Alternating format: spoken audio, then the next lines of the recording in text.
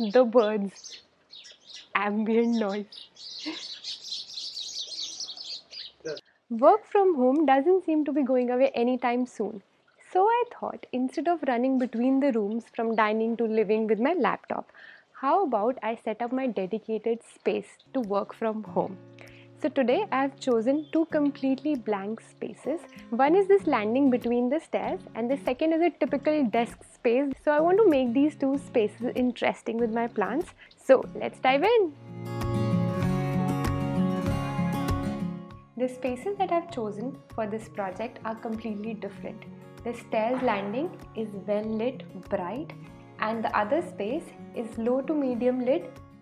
So let's start with the brighter space first. To give a cozy feeling because winters are coming, I'm layering the floor with a woolen dari and adding framed traditional fabric artwork on the wall. Now to make it interesting with the planters, I went through all the junk in our storeroom and found these baskets. To use the basket as a planter, I'm using a plastic layer to contain the soil. So we use a layer of plastic and the plant I'm adding is Pelia. I'm going to suspend it with the rope here. For hanging plants, I know that watering is a problem. To keep the floor clean, the first thing is choose plants that do not require a lot of water. Secondly, if you're using like a hanger, like a macrame hanger, you can use a plastic container, a transparent one just underneath. If there's no scope for that, then you can place a plastic bottle like this and a cloth material to transfer water from the plastic to the soil as the soil dries. I've done a detailed video on that. Lastly, if you can't do any of these, the only option you're left with is, like here, whenever you water, you can place a drainage plate just underneath so that the water can be collected in it. The good thing about brightly lit spaces such as this is that it gives you more freedom with plants. You can experiment with kinds of plants. But if you are a beginner and you have never had a plant or you're new to garden up, for the same idea with plastic packet as a lining, you can also grow money plant. For first timers, I highly recommend money plant. I promise for today's video that I'm not going to use the regular plants, rather talk more about the unique plants. So let me introduce you to this beautiful Zamia pumila. It is a very hardy plant. It can sustain well in winters as well in extremely hot conditions, but watering is the key. Water only when you're sure that the soil is completely dry. Now under the pot, you would see that I'm using a drainage plate.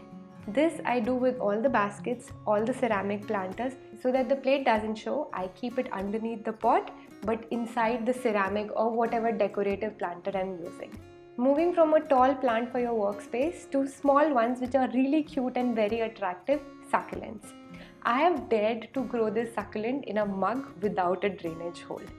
Now, I know that major problem with succulents is that they die very quickly. There are two important things that you need to remember.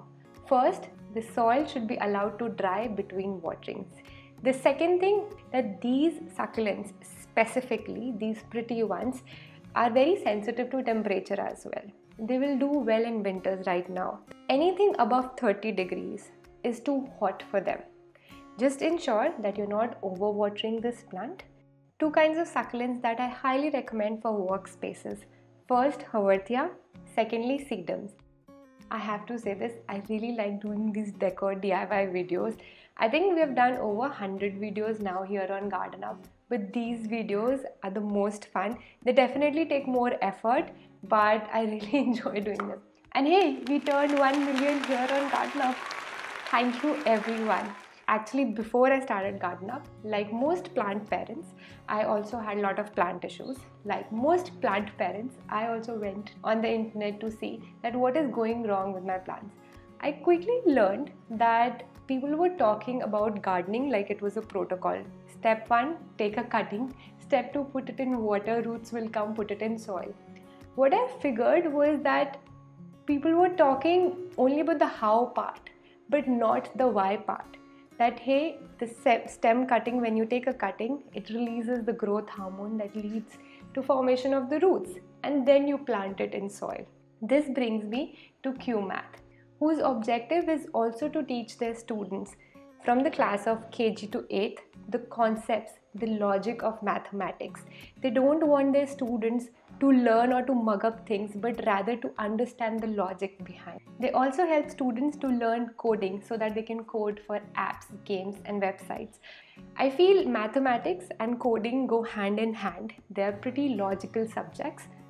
If done under the right expertise, they can actually impart life skills, breaking bigger problems into simpler problems. Their curriculum is designed by experts from IIT and Cambridge University. Their teachers are trained to cue their students to write answers and not just teach. They teach their students to develop their own mental models, learn reasoning skills and not memorize.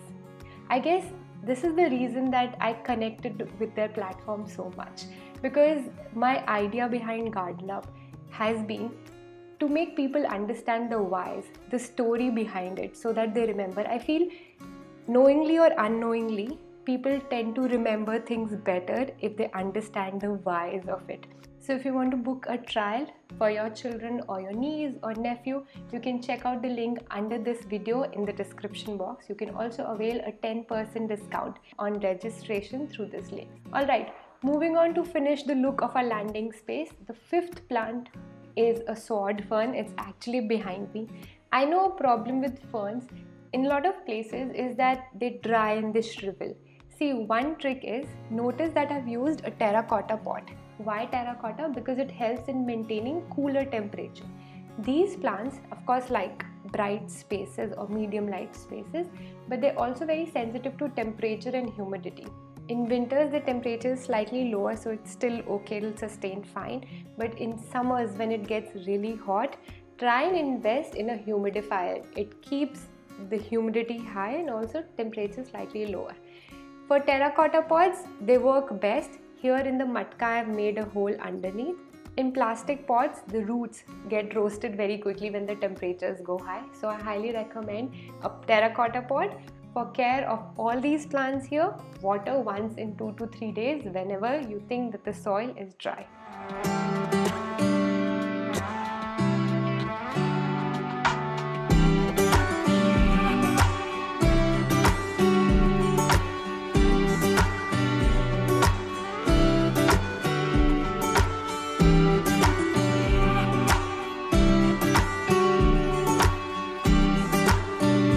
Now let's quickly move to the second space. It's a low light space. I'm setting up the work desk here. To use the wall, I'm going to make rope loops and hang English ivy. Remember, this room is not completely pitch dark. It's somewhere between medium to low light conditions. It has a big door, so the light is still okay. If your space is completely dark, do not grow English ivy. It will become yellow and die. I'm going to try and keep the DIYs to the minimum in this space so that it works for people who don't want to spend a lot of time in decorating, but they just want a functional space with lots of plants. So we're going to add drama with plants here. And therefore I'm using an aglaonema, a big beautiful aglaonema.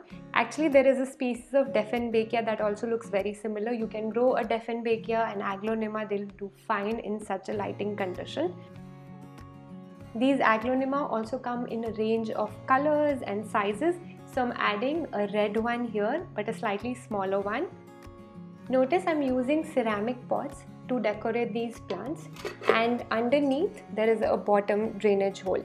To collect the drainage, you can place a plate, and if you want, you can directly put your plant in the ceramic pot as well.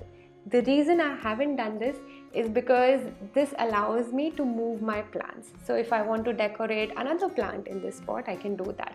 If you directly put this plant in soil in this pot, then the moving will not be possible. At the base of the side table is this beetle plant. Leaves vine out very beautifully. And the last plant that I'm going to add, which I highly recommend for everyone to add little color in your space, is a purple royo. It looks slightly droopy. I had actually started it from a cutting, and the mother plant was underwatered. It'll take a few days to gain its charm. It's a plant anyone can grow in any kind of space.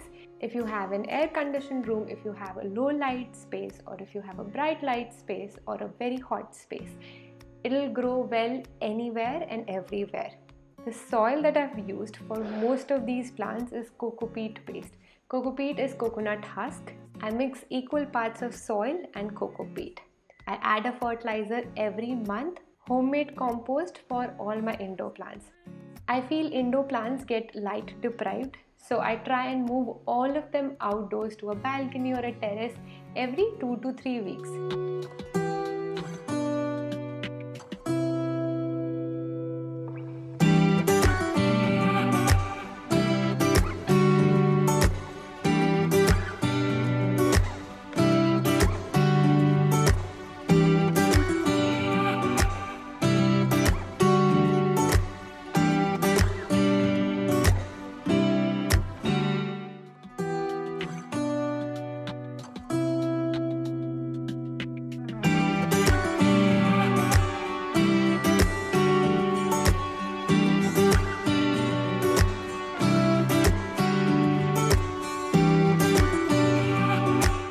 Actually, the idea for this video came from one of our members from Garden Up membership program, Niranjan. He asked me what are the plants that he can grow with his son on the work desk. And then I thought that there might be so many other people as well looking for plants just for their workspace. So thank you so much, Niranjan, and I hope everyone enjoyed this video. Thank you for watching, and I will see you very, very soon.